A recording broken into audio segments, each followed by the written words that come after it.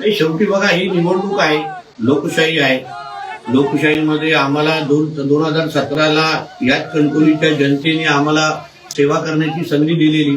कदाचित आम्ही जी काय कामं केली, जी काय विकास कामं केली ते जनतेला रुजली नसतील, जनता त्याच्यावर समाधानी नसेल, जनतेला त्याच्यामध्ये प्रश्न असतील आणि त्याच्यामुळे जनतेने आपलं मत, आपला राग, आपली भावना या मतदानाच्या माध्यमातून आमच्यापर्यंत पोहोचवलेल्या आहेत. शेवटी निवडणुका ह्या जनतेच्या मनात काय आहे हे सांगण्याचं एक प्रक्रिया असते आणि जनतेच्या मनात ज्या ज्या गोष्टी होत्या ह्या निवडणुकीच्या निमित्ताने आम्हाला कळलेल्या आहेत. सर, लोकसभेला बघितलं तर कणकवलीमध्ये लीड होता कणकवली शहरामध्ये. विधानसभेला तुम्हाला सुद्धा कणकवली शहरानं मताधिक्य दिलं होतं. मात्र नगरपंचायतमध्ये असं नेमकं काय घडलं की जिथं तुम्हाला शेवटी काय ही निवडणुका म्हणजे लोकसभा ही वेगळ्या विचाराने लढली जाते, विधानसभा वेगळ्या विचाराने लढली जाते आणि आता नगरपंचायती ह्या वेगळ्या विचाराने लढले जातात. प्रत्येकाचं कॅल्क्युलेशन वेगळं असतं. या कणकवलीच्या निवडणुकीमध्ये मी विरुद्ध सगळेच होतो, म्हणजे आतमधले, बाहेरचे, माझे, विरोधातले सगळे एकत्र आलेले. सगळ्याच लोकांनी नितेश राणेला कशा पद्धतीने कशा पद्धतीने थांबवू शकतो यासाठी खुली आघाडी केली.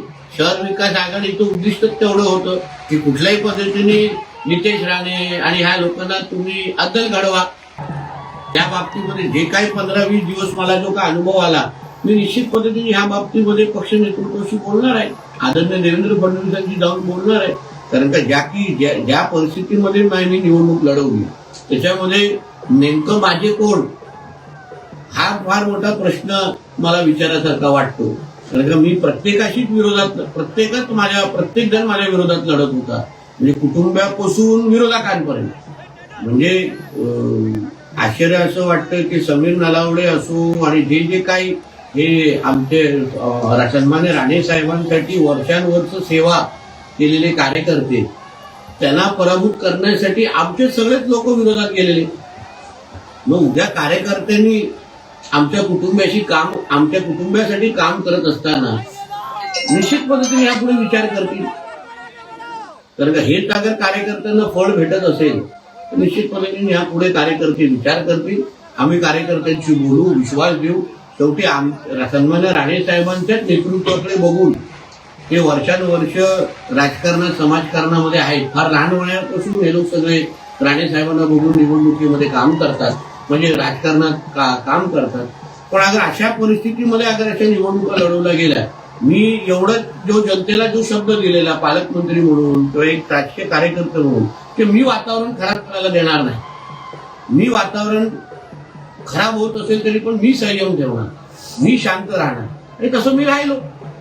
धिंगाणा घालणं, तमाशा करणं हे तसं सोपं आहे, पण जिल्ह्याच्या मध्ये वातावरण खराब वगैरे होत असेल तर त्या बाबतीमध्ये मला असं वाटतं मी जो काय जनतेला शब्द दिलेला तो मी पाळलेला आहे. मी कुठेही माझ्याकडून वातावरण खराब होईल असं काहीच केलं नाही आणि घडायला पण दिलं नाही.